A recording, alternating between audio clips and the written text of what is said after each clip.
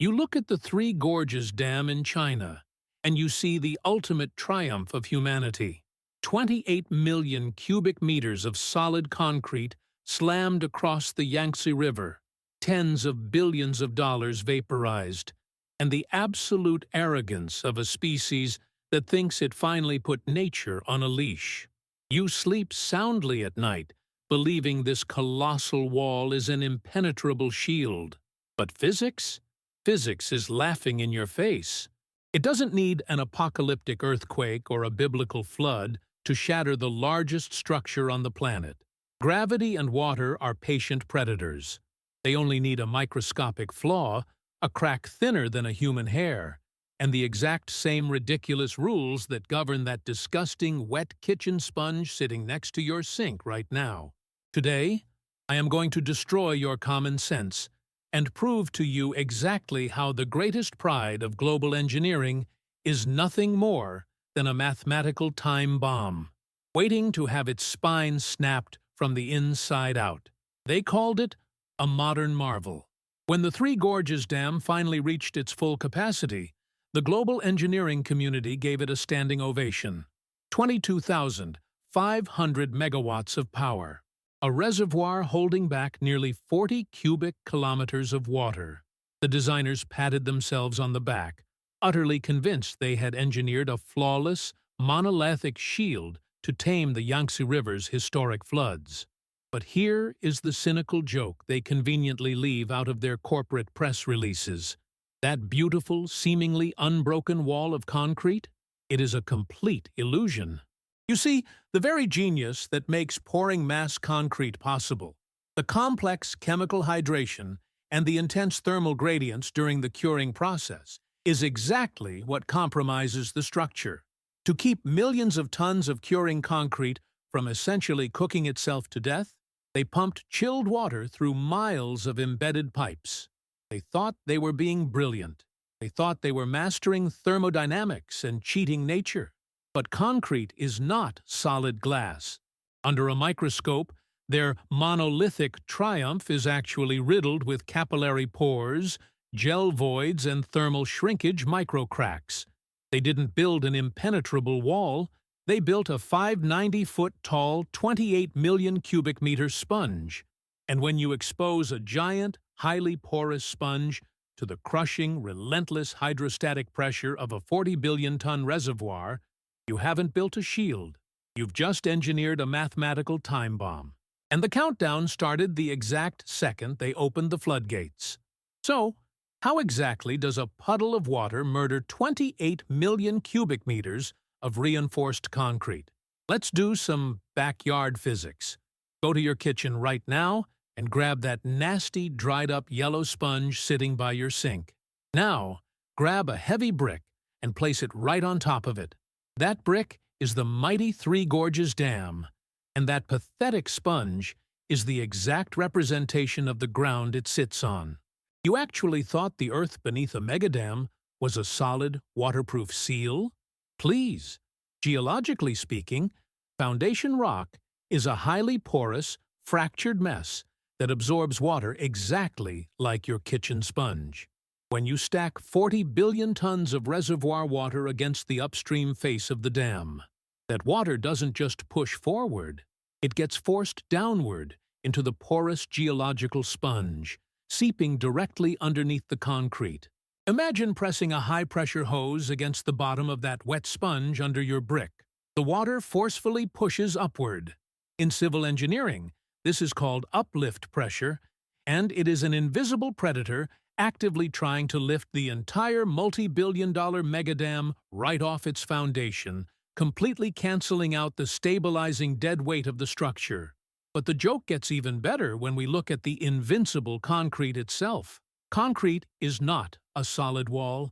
Due to the chemical curing process, at a microscopic level, it is absolutely riddled with capillary pores, gel voids, and thermal shrinkage cracks, effectively making the dam itself a second massive sponge. Imagine taking a block of solid ice and poking a tiny pinhole in the surface. Now, take a steel wedge, shove it into that pinhole, and hit it with a heavy sledgehammer. The ice doesn't just dent, it violently shatters right down the middle. That is exactly what happens when high-pressure reservoir water finds a microscopic flaw, a crack thinner than a human hair, on the dam's surface. The water rushes in and acts as a relentless liquid wedge, driving immense pressure deep into the absolute tip of the fissure. Fracture mechanics engineers call this a mode Y opening fracture, but I just call it physics doing its job. And here is the punchline that keeps the corporate executives awake at night. Recent refined finite element simulations have revealed exactly how little it takes to bring the giant to its knees. A crack, just 1.01 millimeters wide, barely the thickness of a credit card, that penetrates into the core, provides a perfectly sufficient hydraulic wedge. Once that critical geometry is breached, the water pressure triggers rapid, uncontrolled propagation. The crack automatically seeks the path of least thermodynamic resistance, slicing through the concrete's internal matrix and tearing the structure apart from the inside out. They built a fortress to hold back the river, but they arrogantly forgot that the river only needs a single millimeter to break the spine of the giant. But of course, nature doesn't ambush you without warning. She always sends a calling card.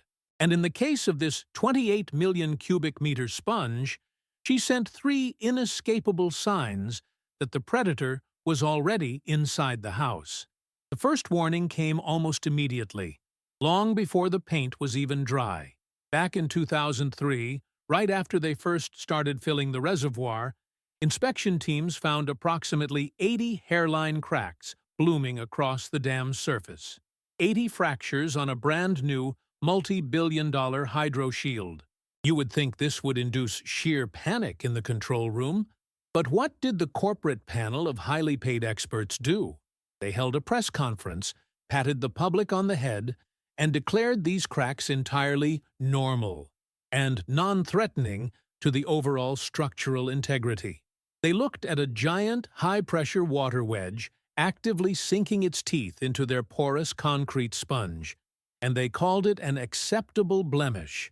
They arrogantly assumed a little surface patching would fix it, deliberately ignoring the most basic rule of fracture mechanics.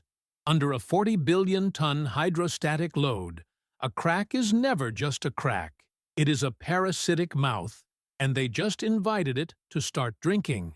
The second warning is happening right now, invisible to the cheering tourists, but screaming in the laboratory data. After 2 decades of service, engineers drilled core samples directly out of the dam's exterior face to see how their invincible wall was holding up. The results were terrifying.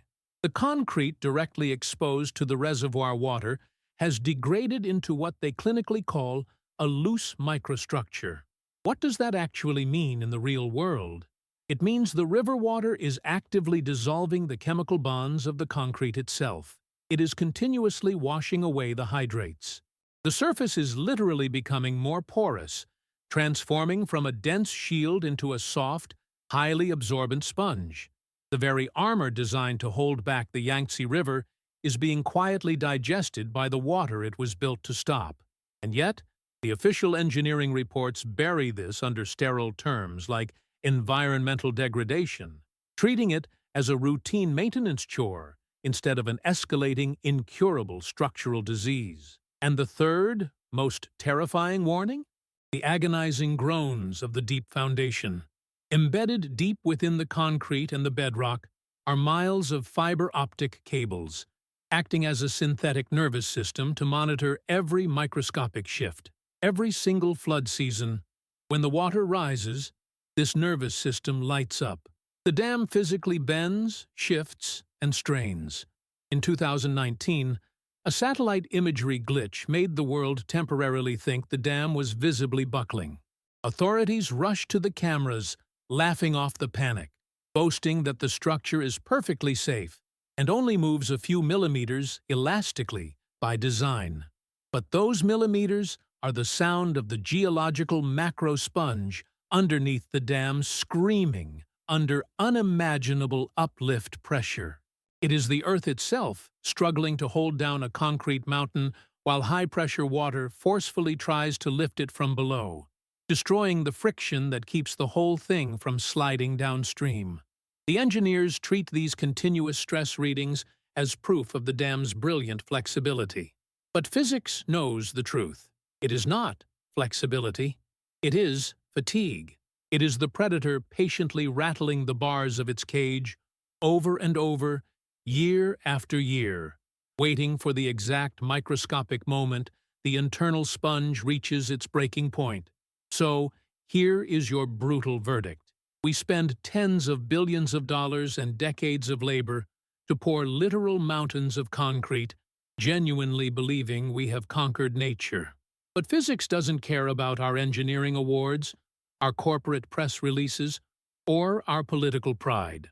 When you build a megadam, you are not building a permanent, invincible fortress. You are simply building a very expensive, temporary cage for a predator that never, ever sleeps. And when that cage is essentially a massive, porous concrete sponge sitting on top of an even bigger, fractured geological sponge, the outcome is mathematically inevitable.